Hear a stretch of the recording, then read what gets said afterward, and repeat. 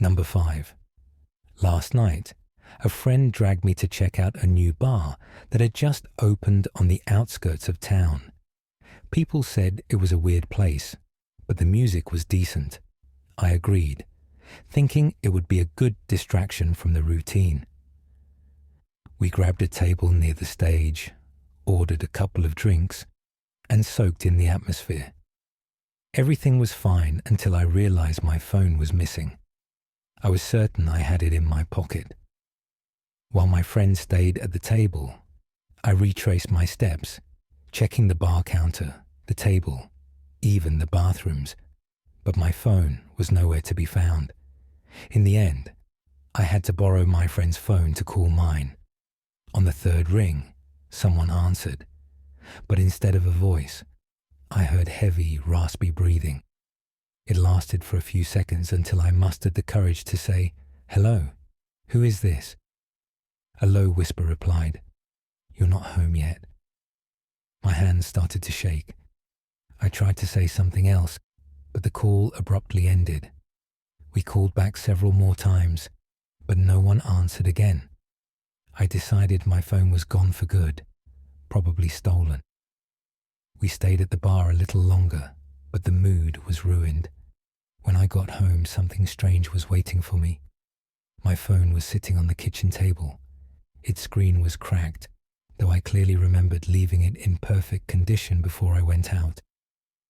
A single notification glowed on the screen, a recorded voicemail. With my heart pounding, I hit play. From the speaker came my own voice. "Hello, who is this?" And then another voice followed, low, raspy, and unmistakably close. But it wasn't on the other end of the line. It was right behind me. Number 4. When I was a kid, my family lived in a small, sleepy town surrounded by dense woods. I had to walk about half a mile each morning to catch the school bus at a stop near the river. It was always quiet that early, just the sound of the water and the occasional rustling of animals in the underbrush.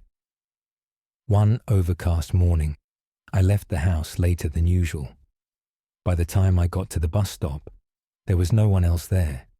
No other kids, no cars on the road, just me and the faint mist rolling off the river. As I stood there, shifting my backpack and glancing down the road, I heard a low rumble behind me. Turning around, I saw an old van pulling up to the curb. Its paint was faded, the windows tinted so dark I couldn't see inside. The driver's side window rolled down, and a man leaned out. He had a scruffy beard and a baseball cap pulled low over his eyes. "You waiting for the bus?" he asked, his voice casual but oddly flat. I nodded, unsure of what to say. "Bus broke down a few miles back," he said, gesturing toward the van. "They sent me to pick you kids up. Hop in, I'll take you to school." Something about the way he said it made my stomach twist. The bus breaking down wasn't unheard of, but I'd never seen this man before. "I'll wait for the regular bus," I said, trying to sound confident. His expression didn't change, but his grip on the steering wheel tightened. "I'm telling you, kid, there's no bus coming. You'll be late." I took a step back, closer to the riverbank. "My mum told me not to get in cars with strangers."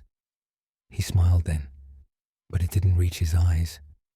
"Smart kid, real smart. But it's a long walk to school, and I don't think your mum would want you out here alone." The air seemed to thicken around me. The van's engine idled, low and growling, as if it were waiting for something. I took another step back, my shoes crunching on the gravel. The man's smile faded, replaced by something colder. "Suit yourself," he muttered, slamming the window shut.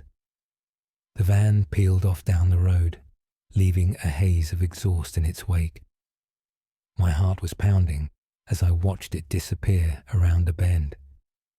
The bus arrived about 5 minutes later, full of noisy kids and the familiar driver who gave me a cheerful wave.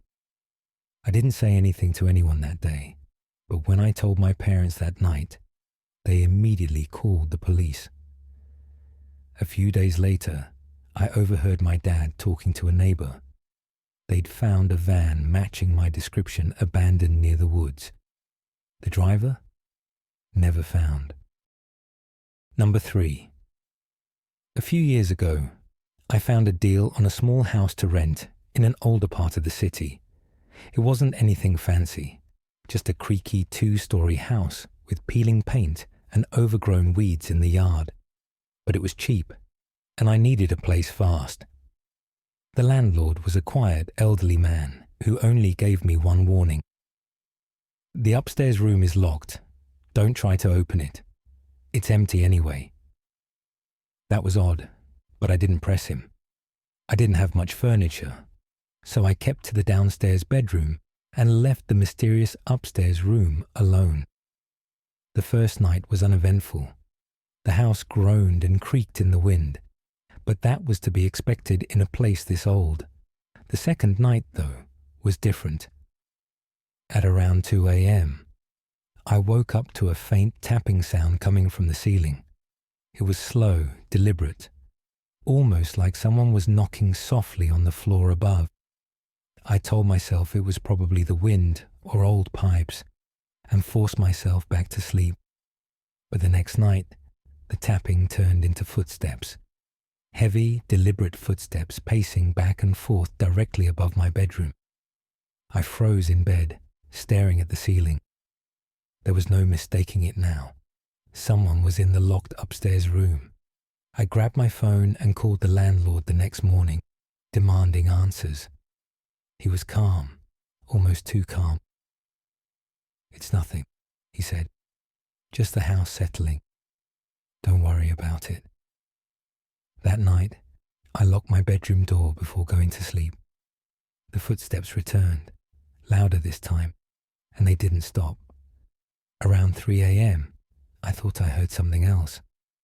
A faint voice, like someone muttering, though I couldn't make out the words. Then came the scratching. It started lightly, like fingernails against wood, but it grew louder, more frantic. The sound wasn't coming from above anymore. It was coming from the door to my room. I didn't sleep that night. By morning, I'd had enough. I went upstairs, determined to see what was behind that locked door. The door was old, its paint peeling, and the keyhole was rusted. I tried the handle, but it wouldn't budge. Then I noticed something strange. Faint scratches around the keyhole, like someone, or something, had been trying to get out. I called the landlord again, more forcefully this time. He finally broke. "There's nothing to worry about," he said, his voice shaking. Just don't open that door." That night, I barely slept. The footsteps and scratching didn't stop, and I could feel the weight of something watching me from above. The final straw came 2 nights later. I woke up to the sound of my bedroom door creaking open. I hadn't locked it this time, and when I turned my head, I saw the door ajar. Standing in the doorway was a figure, pale, gaunt, its eyes black and hollow. It didn't move. It just stood there watching me. I don't remember much after that.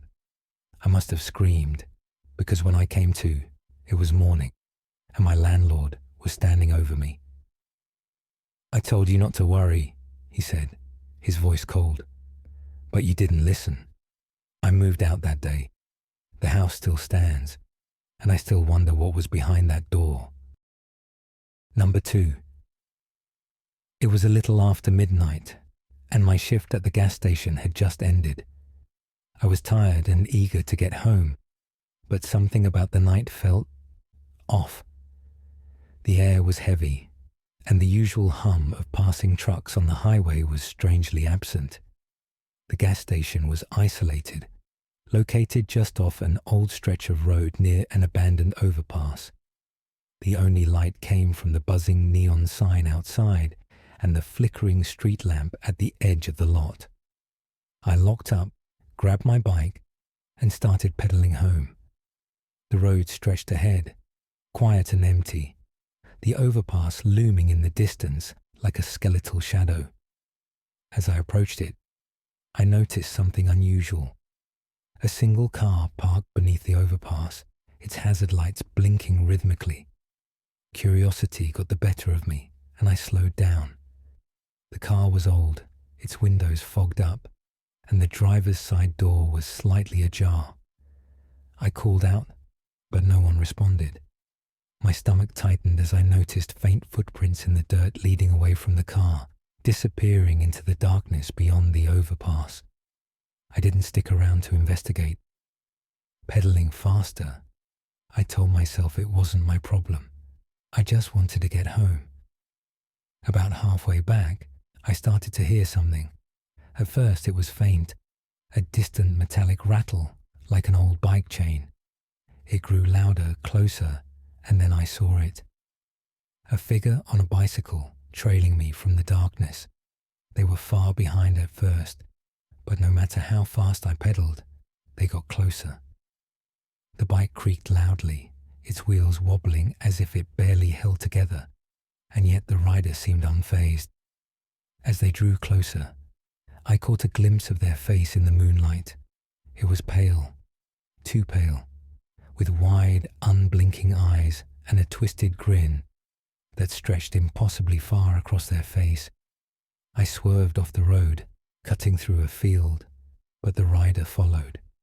The rattling grew deafening, and the figure seemed to glide over the uneven terrain, closing the distance between us. Just as I reached the edge of my neighborhood, I glanced back. They weren't there. The sound of the bike chain had stopped. Breathing heavily, I coasted into my driveway and stumbled off my bike. My hands were shaking as I fumbled with the keys, and when I finally got the door open, I slammed it shut and locked it behind me. Relief washed over me. I was home. I was safe, or so I thought. As I turned to head upstairs, I noticed something. The door to the basement was open, just a crack. I never used the basement, and then I heard it. The faint, unmistakable sound of a bike chain rattling from below. Number 1. I worked as a night watchman at an old, abandoned mansion on a hill. The place was miles away from the nearest town, surrounded by dense woods, and no one came here, especially at night. The house itself was falling apart, covered in moss, with boarded-up windows. I spent most of my shifts alone, staying in a small room on the second floor with a view of the forest. My shift was from midnight to 8 a.m. Every night, it was quiet. The only sounds were the occasional creaks of the house settling or strange noises from deep within the forest. There was nobody around, just me and the dark, empty halls of the mansion. On my first week, the previous night watchman, an old man who had been here for years, told me about a strange phone in the basement. He said it rang every night at exactly 3:17 a.m., just once. He never answered it, claiming it was probably some malfunction or automated test call.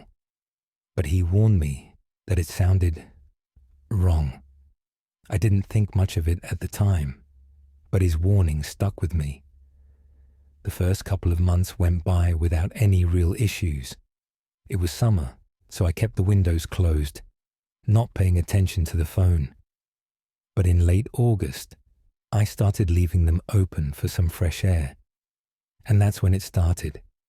Every night, at 3:17 a.m., the phone would ring.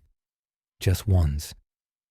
It sounded strange, like it was underwater, distorted and muffled.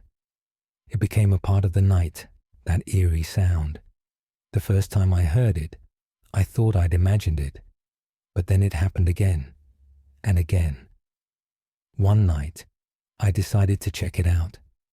I set an alarm for 3:15 a.m., grabbed a flashlight, and went down to the basement. The phone rang right on cue, just like the old man had said. I answered it, but there was no sound. just complete silence. I called out hello a few times, but no response. I hung up, thinking it was nothing, just static or some malfunction. I ignored it for a while, but the calls kept coming, every single night, the same time, the same sound. By early October, I had enough of the silence. I set my alarm again, and this time, when the phone rang, I answered. I waited in silence for a moment, saying hello a few times, but nothing. Then, just as I was about to hang up, I heard something. A low, slow breath, almost like someone was straining to breathe through clenched teeth. Then a voice, gravelly and rough, like it hadn't been used in years. It said my full name, first, middle, and last. I froze. The voice wasn't familiar. It wasn't anyone I knew. My own name spoken in a way I had never heard before. I couldn't breathe. My chest tightened, and I hung up, my hands shaking. I didn't think much of it, just panic, I told myself. But then, I had to know.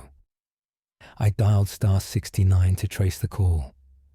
The number came up as a disconnected line from a remote island in the Pacific. I sat there, numb. I wasn't alone in that house. The phone rang again at 3:17 a.m. the following night, but this time I didn't answer.